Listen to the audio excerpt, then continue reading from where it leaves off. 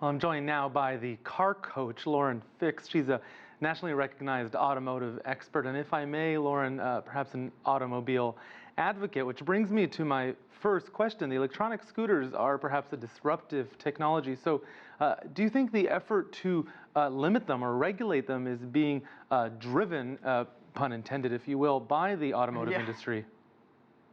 No, I don't think the automotive industry is the issue. I think it's the consumers that are the problem. A lot of people see this as a great opportunity. I don't have to walk. I can carry a backpack. I can just jump on it, drop it wherever I want, order it on my app, and it's super easy and very low cost. That's the easy part of it. The hard part is there's been a lot of deaths, not just in Paris, but in Los Angeles, San Francisco. There's been a lot of problems around the whole country. I saw them in Austin. I saw someone get hit by a scooter in Austin, and this is very dangerous because they're supposed to drive in the street. Of course, people don't want to drive in the streets because you have to wear a helmet, which they don't want to wear helmets. They don't want to weave around traffic and get hit by a car. So they then move the scooters to the sidewalks, which become dangerous because they don't just leave them wherever, but people can get injured and they don't follow any of the traffic signs. And when you're moving at 15 miles an hour or 20 kilometers, that's still fast enough to hurt somebody. So they are a nuisance, but if you look at the numbers, many people will say they're a nuisance, but if you look at the numbers, aren't automotive accidents and even pedestrians getting hit by cars significantly higher?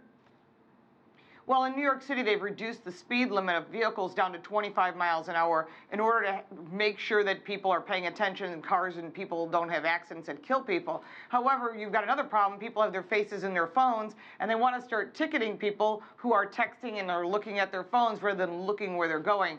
So you do have a huge distraction issue, not just with pedestrians, scooter riders, and drivers.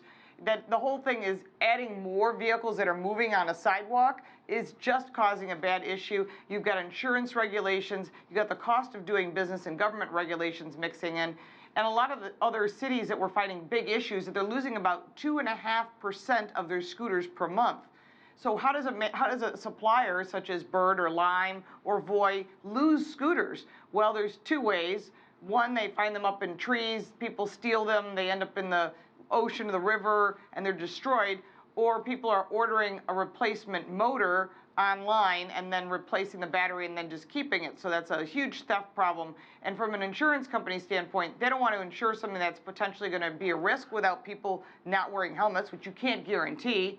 And then on the other side, you don't want to be losing you lose your ability to make money. So there's a lot of negatives to these scooters. I'm really not a fan of them. Everyone's had a scooter as a kid, and whether it was a push scooter or electric scooter, but the interfacing scooters on the sidewalk and scooters with cars, or in this case, they're basically like you push a scooter, you're putting people in risk. So I have to ask you, because we've seen solutions in Beijing to limit traffic. They have regulations on what days certain cars can drive. I was in Montreal and they've completely closed off certain roads for bicyclists and made those bicyclists. Right. Is the solution perhaps for people who want to ride these scooters, they reduce the number of cars perhaps, is it not to offer them safe passage as opposed to regulate or try to get rid of them? Well, if you're going to offer them safe passage, they should be forced to use the bike paths. The same thing as a bicycle. They should also be forced to the same regulations as bicyclists, which means to have a helmet.